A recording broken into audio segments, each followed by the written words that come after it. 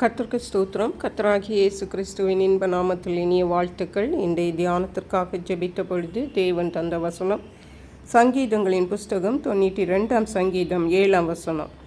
துன்மார்க்கர் புல்லை போலே தழைத்து அக்கிரமக்காரர் யாவரும் செழிக்கும்போது அது அவர்கள் என்றென்றைக்கும் அழிந்து போவதற்கே ஏதுவாகும்.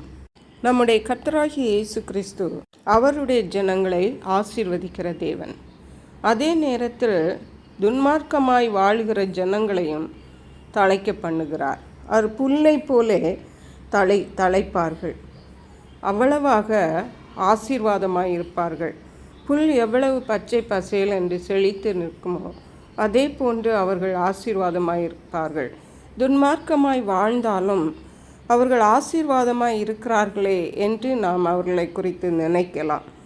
ஆனால் வசனம் என்ன சொல்லுகிறது என்றால், துன்மார்க்கர் புல்லை போலே தழைத்து அக்கிரமக்காரர் யாவரும் செழிக்கும்போது அது அவர்கள் என்றென்றைக்கும் அழிந்து போவதற்கே ஏதுவாகும்.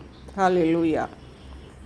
பல வேளைகளிலே நாம் பார்க்கலாம், அவர்கள் அக்கிரமம் செய்தாலும் அவர்கள் செழித்து ஆசீர்வாதமாய் இருப்பார்கள். ஆனால் நாம் தெரிந்து கொள்ள வேண்டியது என்னவென்றால், அவர்கள் என்றைக்கும் இங்கே இருக்க போவதில்லை. அது அவர்களுடைய ஆசீர்வாதங்கள் அவர்களுடைய அழிவிற்கே ஏதுவாக அமைகிறது என்று இந்த வசனம் சொல்லுகிறது. ஆனால் 12 வசனத்தில் பாருங்கள், நீதிமான் பனையைப் போல் செழித்து லீபனோனிலுள்ள கேதுருவைப் போல் வளருவான். பாருங்கள், துன்மார்க்கன் எப்படி ஆசீர்வதிக்கப்படுவான், நீதிமான் எப்படி ஆசீர்வதிக்கப்படுவான் என்று. நீதிமான் பனை என்றால் நீண்ட காலமாக அது இருக்கக்கூடிய ஒரு மரம்.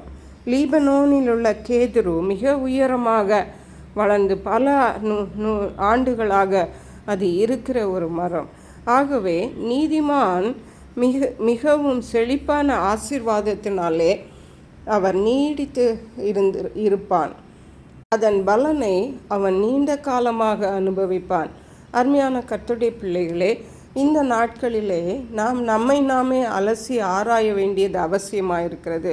நாம் கர்த்தருக்கு பிரியமாயிருக்கிறோமா, நாம் தேவனால் ஆசீர்வதிக்கப்பட்டிருக்கிறோமா, அல்லது தேவனுக்கு பிரியமில்லாமல் இருக்கிறோமா என்று நம்மை நாமே அலசி ஆராய்ந்து நாம் கர்த்தருடைய வழிகளிலே வந்து நீதிமானைப் போல நாம் ஆசீர்வதிக்கப்படுவோம்.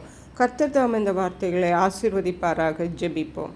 எங்களை கிருபையை நேசித்து பாதுகாத்து வழி நடத்துகிற எங்கள் அன்பின் தகப்பனே, ஆசீர்வதிக்கப்பட்ட இந்த நல்ல நாளுக்காக இந்த வேளையிலும் கர்த்தர் தம்முடைய பிள்ளைகளாகிய நாங்கள் ஒவ்வொருவரும் நீதிமானை போல ஆசீர்வதிக்கப்பட, நீதிமான்களாக வாழ கர்த்தர் எங்களுக்கு உதவி செய்வீராக.